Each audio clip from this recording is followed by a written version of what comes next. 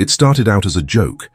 Tarkon, like most 13-year-old Xenians, thought that human technology was primitive at best, laughable at worst. After all, why would anyone use physical devices to control games when you could simply play with your mind? But Tarkon, being the curious alien he was, never backed down from a challenge. So when he stumbled upon a group of human gamers in the lower levels of the city of Luma, huddled around old screens and clacking away on keyboards, he decided to give it a shot, just for a laugh. The humans were playing an old classic survival game called Endless Horizon.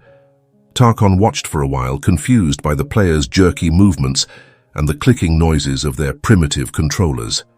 It was nothing like the sleek, immersive gaming experiences on Xenon, where Xenians connected their minds to the game directly, instantly controlling their avatars and surroundings with ease. But there was something odd about these human games. Despite the outdated technology, Tarkon felt a pull. Maybe it was the challenge, the simplicity of it, or maybe it was just his innate curiosity. Whatever it was, he couldn't resist. "Can I try?" he asked, his glowing eyes fixated on the human screens. The human gamers glanced at him, surprised. Tarkon was known around Luma as a top player in the Xenian gaming world, especially with his mind-controlled games. But no one had ever seen him show any interest in human gaming before. Sure," one of them said, pushing a mouse and keyboard toward him. "It's not exactly your fancy tech, though." Tarkon smirked, his pride flaring. "I can handle it," he said, sitting down and grabbing the mouse. The human gamers watched as the alien boy awkwardly fumbled with the controls, his fingers stiff and uncoordinated. The first few minutes were rough. Tarkon had trouble figuring out how to aim and move at the same time. In Xenian games, everything was instant. Your mind moved the character, your thoughts controlled the actions. But here he had to physically move his hands and react. It felt slow, clumsy, ridiculous, and yet despite all that, there was something thrilling about it. The challenge of having to aim with a mouse and hit buttons with precise timing started to grow on Tarkon. There was no safety net, no mind-controlled autopilot to lean on. Every kill, every jump, every dodge was earned. And Tarkon, the competitive gamer that he was, couldn't let himself back down. The humans were watching him, waiting for him to fail. But Tarkon wasn't one to give up easily. Soon he began to get the hang of it. His movements became smoother, his aim more accurate. The game started to click. Tarkon could feel himself slipping into that familiar competitive mindset he had in the Xenian mind games, but this time it was different. He was using a mouse and keyboard. Primitive, maybe. But the challenge? Oh, it was exhilarating. The first round ended, and while Tarkon didn't win, he had done well enough to surprise the humans. "Not bad for a beginner," one of them said, impressed. "You sure you've never played this before?" Tarkon grinned, a new fire igniting inside him. "Nope, first time." But it wouldn't be the last. Tarkon returned to the Human Gaming Center the next day, then the day after that. Each time he improved. His fingers moved faster across the keys, his reactions sharpened, and soon he was matching the humans shot for shot. He started with Endless Horizon, but soon he moved on to other human classics, first-person shooters, survival games, strategy games. What once seemed ridiculous and slow became a source of endless fascination. The manual control, the need for precision, the way you had to think ahead and react quickly, it was addicting. At home, Tarkon's family noticed the change. His usual holographic mind-controlled games were collecting dust, and instead, he was spending more and more time on an old human gaming rig he had salvaged from the market.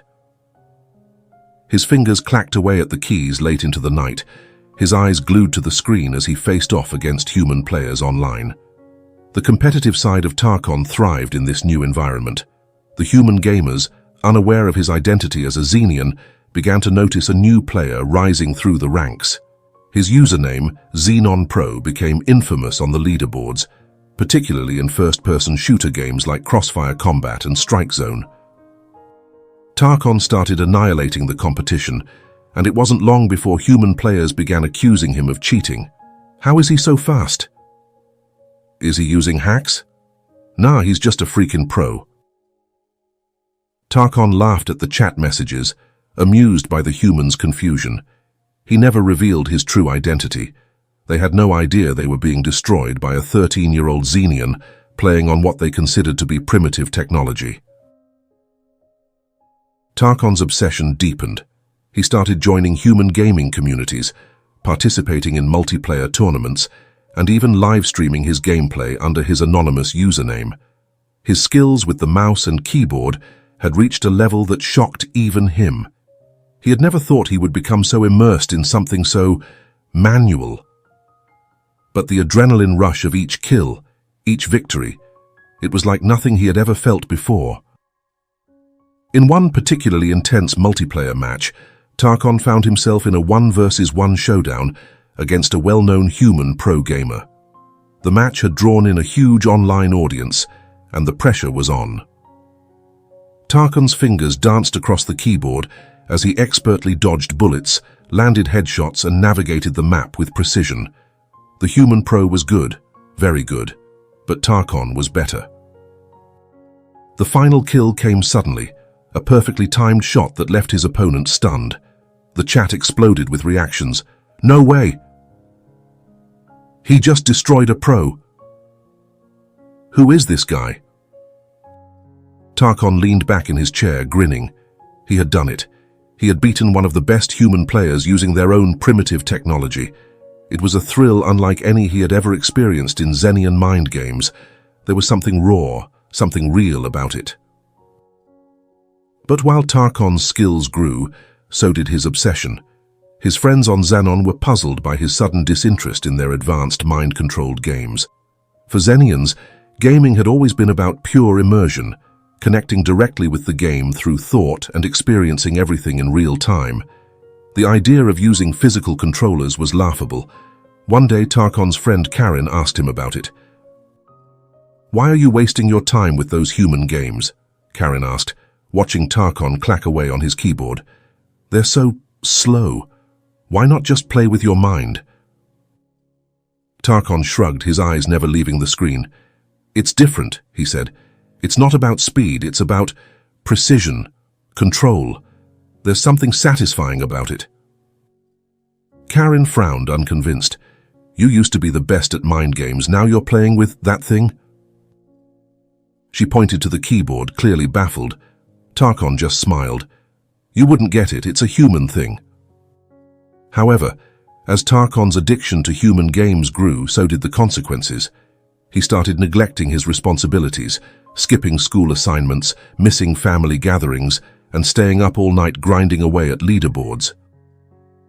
His once perfect balance between alien life and gaming had tipped over completely. Tarkon's family began to worry. They noticed his tired eyes, his lack of focus, and the way he seemed to be constantly glued to his human gaming rig. One night, his father, Orlak, confronted him. "Tarkon," Orlak said, standing in the doorway of his son's room, "we need to talk." Tarkon glanced up from his screen, blinking in surprise. "What is it?" Orlak crossed his arms, his expression serious. "You've been spending too much time on these human games. It's affecting your life. Your schoolwork is suffering, and you haven't been helping around the house. We're worried about you." Tarkon sighed, feeling a flicker of guilt. He knew his father was right. The games had consumed him. But how could he explain the rush he felt when he played? How could he make them understand the thrill of mastering something so different, so challenging? I'll do better," Tarkon said, though he wasn't sure if he meant it. The pull of the games was strong, and he wasn't ready to give them up. Tarkon's love for human games reached its peak when he received an invitation to compete in an online gaming tournament, a huge event with some of the best human players in the world. The prize was a rare gaming setup from Earth, something Tarkon could hardly resist. The tournament was intense. Round after round, Tarkon faced off against skilled human players, each match more difficult than the last. But Tarkon was unstoppable. His hands flew across the keyboard, his reflexes honed from hours of practice. He was in the zone, completely immersed in the game. In the final match, Tarkon found himself facing off against the reigning champion, a human gamer known as Steel Fang.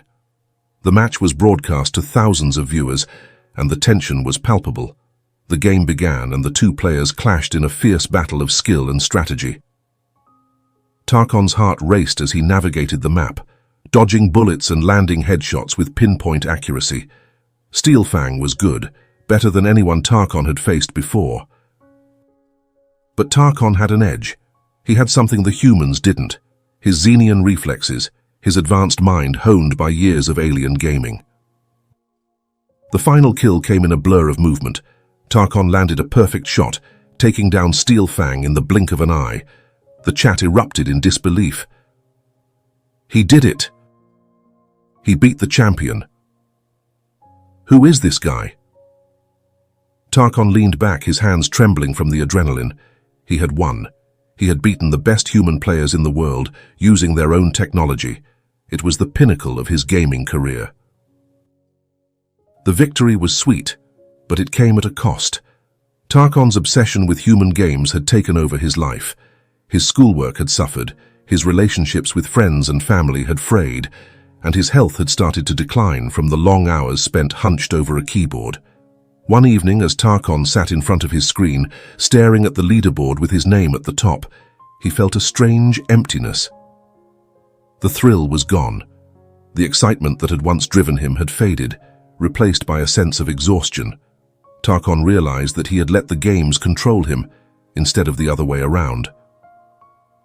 With a heavy sigh, he logged out of the game and shut down his rig. It was time to find balance again.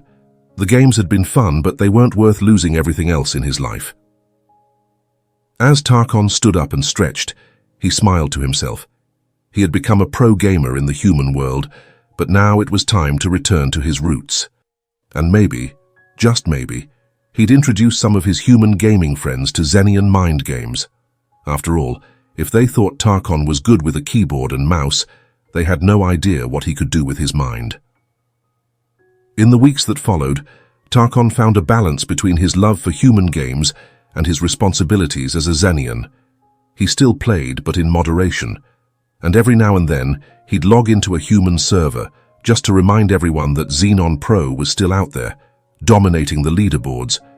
But more importantly, Tarkon had learned that there was something special about both worlds: the human games with their tactile controls and the Xenon games with their mind-driven immersion. He didn't have to choose one or the other. He could enjoy both. And as he sat down to play one last match before bed, Tarkon smiled. He was a gamer, whether with a mouse, keyboard, or just his mind.